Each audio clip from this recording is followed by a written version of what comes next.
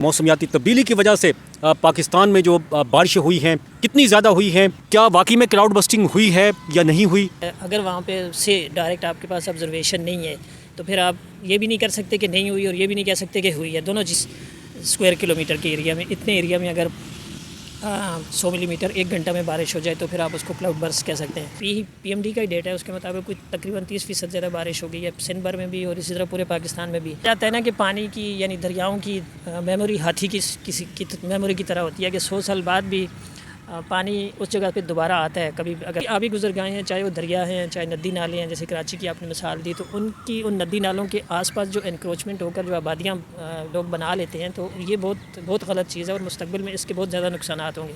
ये तो समझ लें आप खुदकुशी कर रहे हैं सीधी सीधी। आपकी पूरी डेवलपमेंट उस तरीके से होनी चाहिए क्लाइमेट पॉइंट ऑफ व्यू से। यानी ये खुद IPCC जो आलमी इदारा है, WMO की ज़हरी बॉडी है, जो inter governmental panel on climate change, उनकी फाइंडिंग्स हैं कि जो एक्सट्रीम वेदर इवेंट्स हैं उनकी फ्रिक्वेंसी भी बढ़ती जा रही है, उनकी शिद्दत भी बढ़ती जा रही है पहले के मुकाबले। कहने की बात यह है कि सिर्फ 30% ज़्यादा बारिशें होने से इतने नुकसानात नहीं होने चाहिए थे कि आपके 900 से ज़्यादा लोग मर जाएं, आपकी लाखों की एकड़ पे जो आपकी फसलें हैं वो तबाह हो जाएं और इसी तरह से आपके हज़ारों में मकानात गिर जाएं, मवेशी बह जाएं। अस्सलाम वालेकुम। आज की वीडियो में हम बात करेंगे क्लाइमेट चेंज, मौसमियाती तब्दीली की वजह से पाकिस्तान में जो बारिशें हुई हैं कितनी ज़्यादा हुई हैं और आइंदा कितनी ज़्यादा हो सकती हैं। इसके अलावा जो अभी स्पेल गुज़रा है हाल ही में, मानसून कराची में गुज़रा है, यहाँ पर जो है तो बारिशें ज़ाहिर है तेज़ हुई हैं, तो इसके क्या असरात मुरतब हुए हैं। कुछ आबादियाँ जो हैं जो ड्रेनेज नेचुरल ड्रेनेज निज़ाम है कुदरत का, उस पर जो है आबाद हैं, तो उनके जो है इस मौसमियाती तब्दीली पर क्या असरात मुरतब हो रहे हैं और आइंदा अगर ये मौसमियाती तब्दीली का असर ज़्यादा रहता है तो मज़ीद क्या इनके असरात मुरतब होंगे, क्या नुकसानात हो सकते हैं। और इसके अलावा पाकिस्तान में जो है जो गुज़िश्ता दिनों बारिशें हुई हैं पहाड़ी इलाकों में ख़ास तौर पे, उनमें जो है क्लाउड बस्टिंग की बात की गई है।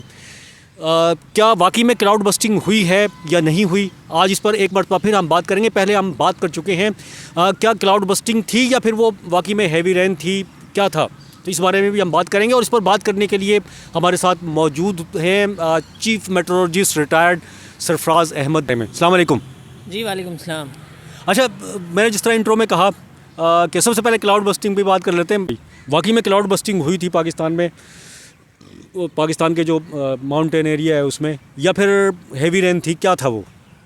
देखिए, हैवी रेन जो बहुत ज़्यादा हैवी रेन होती है ना, क्लाउड बर्स्ट भी एक तरह से वही फिनोमेना होता है जैसे टोरेंशियल रेन जिसे हम कहते हैं। तो बुनियादी तौर पे पहाड़ी इलाकों का ही फिनोमेना होता है क्लाउड बर्स्ट, कि जब एक वैली में दिन भर में गर्मी पड़ती है, आफ्टरनून के बाद अमूमन ये होता है कि गर्म हवा जब स्टीप स्लोप होता है जिस पहाड़ी का, उसके साथ टकरा के जब ऊपर उठती है तो तेज़ी से ठंडी होकर तेज़ी से बादल बनते हैं, कंडेंस होकर वो फिर जितना मॉइस्चर उस बादल में होता है वो सारे का सारा अगर यकदम नीचे गिर जाए बहुत तेज़ी से तो उसे हम क्लाउड बर्स्ट कहते हैं। बाय डेफिनेशन ये है कि 100 मिलीमीटर बारिश 1 घंटे में अगर किसी जगह पर, यानी थोड़े एरिया में 1 किलोमीटर से लेकर 30 स्क्वायर किलोमीटर के एरिया में, इतने एरिया में अगर 100 मिलीमीटर 1 घंटा में बारिश हो जाए तो फिर आप उसको क्लाउड बर्स्ट कह सकते हैं।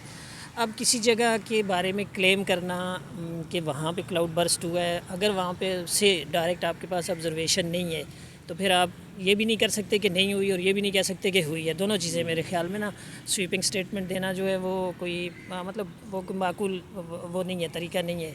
हाँ, आपके पास ऑब्जर्वेशन है, जैसे जहाँ जहाँ हमारी इनके PMD की ऑब्जर्वेटरीज़ हैं, जहाँ जहाँ किसी के पास ऑटोमेटिक रेन गेज लगा हुआ है, जहाँ जहाँ किसी के पास ऑटोमेटिक वेदर स्टेशन लगा हुआ है, तो उस जगह के बारे में तो आप यकीनन कह सकते हैं कि हाँ जी हमारे पास मेजरमेंट इतनी है और इतनी नहीं है, इतनी बारिश नहीं हुई तो लिहाजा क्लाउड बर्स्ट नहीं हुआ।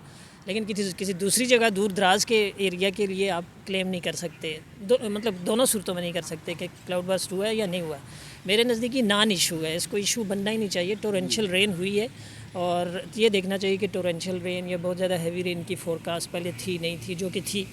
और असल में नुकसानात हमारे मुल्क में बारिश से ज़्यादा नुकसानात इस वजह से होते हैं कि आपको पता है कि जो भी आबी गुजरगाहें होती थी पहले, नदी नाले खासे चौड़े होते थे। अच्छा, इस पे ही बात करना चाह रहा था मैं, मौसमियाती तब्दीली पे, ये नदी नाले, क्योंकि एक सब, लेकिन उससे पहले मैं ये पूछना चाह रहा था आपसे कि मौसमियाती तब्दीली है, ये बारिशें हुई हैं और काफ़ी मतलब बारिशें हुई हैं पूरे पाकिस्तान में, کتنی بارشیں ہوئی ہیں, مطلب معمول سے کتنی زیادہ ہوئی ہوں گی آپ کے خیال میں؟ دیکھیں اس میں یہ ضروری نہیں ہوتا کہ معمول سے بہت ہی زیادہ بارشیں ہوں. جیسے اس پورے مانسون میں یہ ہوا ہے کہ جولائی میں آپ کی بارش جو تھی نا پورے جولائی کی at the end of July وہ تھی کوئی پی ایم ڈی کے ڈیٹا کے مطابق 11-12% معمول سے زیادہ ہوئی تھی پورے پاکستان پہ جب آپ نے اس کو ایوریج کیا. لیکن جولائی ہی میں آپ نے دیکھا پنجاب میں بھی بہت زیادہ نقصان ہوا اس بارش کا, اور کے پی میں بہت زیادہ ہوا. کے پی میں اگست میں ہوا, لیکن کشمیر میں اور پنجاب میں اور گلگت بلتستان میں ان تینوں جگہوں پر جولائی میں زیادہ نقصان ہوا تھا. تو صرف 10% زیادہ بارش ہونے سے مطلب کوئی بہت زیادہ غیر معمولی بارش نہیں تھی یہ. وہ تو معمول کے پلس مائنس جو 10% ہوتی ہے نا وہ معمول کے مطابق کہلاتی ہے یوزلی. تو لیکن اس کا مطلب یہ ہے کہ ہمارا انفراسٹرکچر اس طرح کا ہے ہی نہیں, ہم بہت ولنریبل ہیں. اور کسی بھی جگہ پہ کوئی ایک سپیل اگر باقی جگہوں پہ خشکی بھی چل رہی ہو تو کسی ایک جگہ پہ ایسا سپیل ہو جائے کہ جو اچانک بہت تیز سپیل ہو جائے اور آپ کی تیاری نہ ہو, وہاں نکاسی کا باقاعدہ انتظام نہ ہو, اور اوپر پہاڑی پہ اگر بہت تیز بارش ہوئی ہے تو نیچے ڈاؤن اسٹریم میں لوگ آگے بیٹھے ہوئے ہوں, آبادیاں ہوں, مویشی ہوں, مطلب ان کی کھیتی باڑی یہ سب چیزیں نقصان ہو جاتی ہیں. تو یہ اسی طرح کا فینامنا ہوتا رہا بیسیکلی. اور اب جا کے جو اگست میں اور پھر ستمبر کے جو پچھلے 10-11 دن گزرے ہیں تو اس میں اب پورا یعنی 1 جولائی سے لے کے اب آج تک جو پی ایم ڈی کا ہی ڈیٹا ہے اس کے مطابق کچھ تقریباً 30% زیادہ بارش ہو گئی ہے سندھ بھر میں بھی اور اسی طرح پورے پاکستان میں بھی. پنجاب میں 40% سے زیادہ ہے. گلگت بلتستان یعنی اس دفعہ کلائمیٹ چینج ہی کی اس کی کے ساتھ ہی ہم اس کو لنک کر سکتے ہیں کہ گلگت بلتستان وہ ریجن ہوتا تھا جہاں مانسون ہوائیں اتنی تواتر سے پینیٹریٹ نہیں کیا کرتی تھی, لیکن اس دفعہ زیادہ مانسون ہوائیں بھی داخل ہوتی رہی ہیں اور اوپر سے گرمی بہت زیادہ پڑی ہے. وہاں 7 سے 9-10 ڈگری ٹمپریچر معمول سے اوپر چلتے رہے ہیں اس میں جولائی میں بھی اگست میں بھی.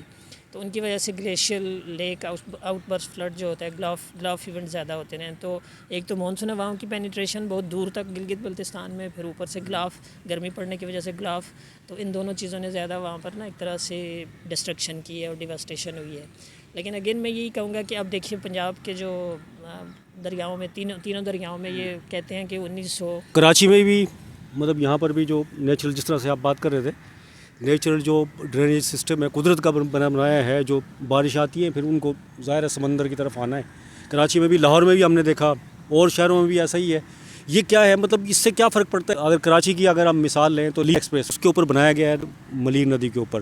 اچھا اس پہ اس کا کوئی مطلب افیکٹ پڑ سکتا ہے, مطلب اس پر کیا افیکٹ ہوتے ہیں؟ اور بھی بہت ساری جگہیں ہیں مطلب ایسی بنی ہے, مطلب بلڈنگز بنی ہوئی ہیں ان کے راستوں کے اندر, اور بڑی بڑی سوسائٹیاں جو ہیں وہ قائم کی گئی ہیں, کافی ایگزامپلس ہیں. تو ان کے کیا مطلب موسمیاتی تبدیلی کی کیا اثرات مطلب پڑیں گے اس پہ بتائیں.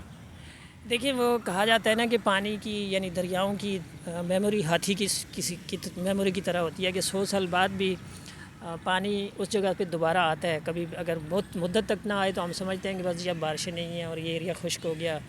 اور اس طرح سے آپ نے دیکھا جیسے راوی کا پورے دریا میں انہوں نے روڈا کے نام سے ڈیولپمنٹ ہو رہی تھی اور ایک اسکیم بنا لی تھی, لیکن وہ 40 سال بعد پنجاب میں اتنا سیلاب آیا اور بیک وقت تینوں دریاؤں میں اتنی شدت کا سیلاب آیا. اور بارشیں بھی اتفاق سے اس پوری پٹی پہ زیادہ ہوئیں, اور پھر انڈیا نے ادھر سے پانی اپنے ڈیم جب ان کے بھر جاتے ہیں تو یہ ڈیمز کی ایس او پی ہوتی ہے. ہمارے اگر کوئی سامنے ہوتے تو ہم بھی ایسے ہی کرتے کہ جب آپ کے ڈیم بھر جاتے ہیں تو آپ ان کو کھولنا پڑتا ہے. تو جو بھی آبی گزرگاہیں ہیں چاہے وہ دریا ہیں چاہے ندی نالے ہیں, جیسے کراچی کی آپ نے مثال دی, تو ان ندی نالوں کے آس پاس جو انکروچمنٹ ہو کر جو آبادیاں لوگ بنا لیتے ہیں تو یہ بہت غلط چیز ہے, اور مستقبل میں اس کے بہت زیادہ نقصانات ہوں گے. یہ تو سمجھ لیں آپ خودکشی کر رہے ہیں سیدھی کہ ایک پانی کے بہاؤ کو رکاوٹ آپ نے ڈال دی, اور انوائرمنٹلی اور ایکولوجیکلی بہت یہ چیز نا ایک طرح سے نقصان دہ ثابت ہوتی ہے کہ چونکہ پانی کبھی نہ کبھی اس راستے پہ عموماً واپس آتا ہے. اور جب واپس آتا ہے اس طرح 2010 کے سیلاب میں بھی ایسے ہی ہوا تھا. کے پی میں آپ کو شاید یاد ہو کہ انڈس ریور میں بہت میسو قسم کا فلڈ آیا تھا, تو چرسدہ میں دریاؤں کے لوگوں نے جو پارٹ تھے اس کو کم کر کے وہاں آبادیاں بنائی ہوئی تھیں, تو دریا جب آیا تو سب بہا کے لے گیا اپنے ساتھ. ہم نے پھر ابھی کراچی کی جو آپ نے مثال دی اس میں بھی دیکھیے کہ ملیر ندی ہو یا لیاری ندی ہو, بڑی ندیاں ہیں, اور گجر نالے اور یہ نالے ان پہ تو ہے ہی مطلب پورا انکروچ ہو گئے تھے. یہ ان کے اندر بھی ابھی بھی لوگ مطلب انہوں نے کسی نے جھگی بنائی ہے, کسی نے گھر بنائے ہوئے ہیں, یہ مطلب کیا ہوا ہے. جی بالکل، یہ تو وہی میں نے آپ سے کہا نا کہ اس کو ہم کیا کہہ سکتے ہیں، اس کو خودکشی کا نام دے سکتے ہیں آپ. اور جو اصل میں حکومتی ادارے ہوتے ہیں، جو جیسے کراچی کی ہم مثال ہے تو کراچی بلڈنگ کنٹرول اتھارٹی اور سندھ بلڈنگ کنٹرول اتھارٹی اور دوسرے جو آپ کے سیوک ادارے ہوتے ہیں، ان سب کو ایک طرح سے مانیٹرنگ رکھنی چاہیے. ان کو عام لوگوں کو بھی ڈسکریج کرنا چاہیے اور خود تو بالکل بھی اس طرف جانا ہی نہیں چاہیے. یعنی ایک آپ نے ندی کے اوپر اگر کوئی روڈ بنا دی، سڑک بنا دی، تو آج نہیں ہوگا، 10 سال نہیں ہوگا، 20 سال نہیں ہوگا، لیکن ہو سکتا ہے 30 سال بعد، 40 سال بعد کبھی بھی یہ چیز ہو سکتی ہے کہ دوبارہ پانی کا ریلا آئے اور آپ کی ساری ڈیولپمنٹ جو ہے نا وہ بہا کے لے جائے گا ساتھ. تو اس لیے اب بہت ضروری ہے چینجنگ کلائمیٹ کے ساتھ ساتھ اس کے ساتھ آپ مطابقت پیدا کریں، اس کے ساتھ ساتھ آپ ریزیلینس پیدا کریں. ایک طرح سے آپ کی پوری ڈیولپمنٹ اس طریقے سے ہونی چاہیے کلائمیٹ پوائنٹ آف ویو سے. یعنی جو ای پی اے ہوتی ہے آپ کی انوائرمنٹل اسیسمنٹ جو ہوتی ہے، ای آئی اے انوائرمنٹل امپیکٹ اسیسمنٹ، اس کی رپورٹ بہت مطلب ایک طرح سے اس کو سامنے رکھ کر چیزیں کرنی چاہیے کہ کوئی بھی اسکیم آپ جب خاص کر پانی کے جہاں سے بہاؤ ہوتا ہے، چاہے وہ ندی ہو، چاہے دریا ہو، چاہے کوئی اسٹریم ہو، تو اس کے ساتھ ساتھ خاص کر کوئی بھی ڈیولپمنٹ آپ جب کر رہے ہیں تو ای آئی اے رپورٹ جو ہوتی ہے اس کو بہت لیٹر اینڈ اسپرٹ میں لینا چاہیے اور اس کے مطابق چلنا چاہیے. ابھی کراچی میں دیکھیے آپ کے کہا جاتا ہے کہ جی پرانی اس میں آپ لٹریچر میں پڑھتے ہیں کہ ملیر ندی کا پارٹ جو تھا وہ 400 سے 600 فٹ چوڑا ہوتا تھا اور اب ہم دیکھ سکتے ہیں کہ وہ کتنا رہ گیا ہے. اسی طرح سے لیاری ندی کا اچھا خاصا کوئی 60 سے 80 فٹ یا 100 فٹ اتنا چوڑا اس کا پارٹ ہوتا تھا، لیکن اب وہ سکڑ کر بہت تھوڑا رہ گیا ہے. اور اس میں کہتے ہیں کہ فریش پانی آیا کرتا تھا اور اس میں مچھلیاں تک ایک طرح سے ملتی تھیں آپ کو. اور جیسے ہم نے کل دیکھا وہ لیاری ندی میں دوبارہ پانی آیا، لیکن اس میں کچرا اور گندگی اور گٹر کا پانی اور انڈسٹریل جو ایفلوئنٹ ہوتا ہے وہ سارا مکس ہو کر ملیر ندی کا بھی نہیں صاف پانی آ رہا تھا، بلکہ ملیر ندی تو کافی پانی تھا، میں نے خود مطلب دیکھا ہے وہ پورا بہا کے لے گیا گندے پانی کو نا، صاف پانی، اور مطلب صاف ہو گئی تھی. لیکن وہ تو بعد میں خیر وہی ہو جائے گا، جراثیم زدہ ہی ہو جائے گا.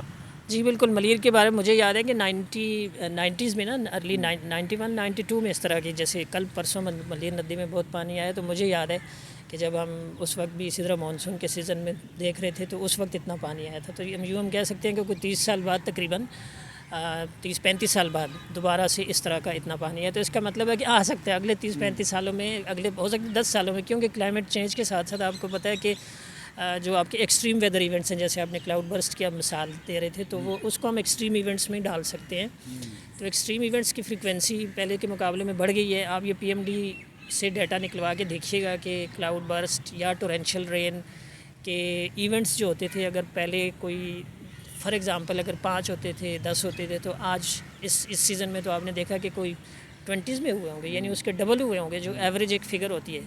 تو یہ خود آئی پی سی سی جو عالمی ادارہ ہے، WHO کی ذیلی باڈی ہے، جو intergovernmental panel on climate change, ان کی فائنڈنگز ہیں کہ جو ایکسٹریم ویدر ایونٹس ہیں ان کی فریکوینسی بھی بڑھتی جا رہی ہے، ان کی شدت بھی بڑھتی جا رہی ہے پہلے کے مقابلے میں. تو آپ کو ہر چیز، اب ہر ڈیولپمنٹ جو ہے نا اس کے مطابق کلائمیٹ ریزیلینٹ انفراسٹرکچر ہونا چاہیے، کلائمیٹ ریزیلینٹ ڈیولپمنٹ آپ کی ہونی چاہیے. اس کو اب تو یہ نمبر 1 پریارٹی ایک طرح سے گورنمنٹ کی ہونی چاہیے. یعنی ابھی کل ہم دیکھ رہے تھے، سن رہے تھے کہ جی کوئی ماحولیاتی ایمرجنسی کا اعلان کیا پرائم منسٹر. اب یہ نمبر 1 پریارٹی ہونی چاہیے آپ کی، کیونکہ آپ دیکھیے کہ 2022 میں کتنا میسو فلڈ آیا، سندھ اور بلوچستان پورا ڈوب گئے تھے.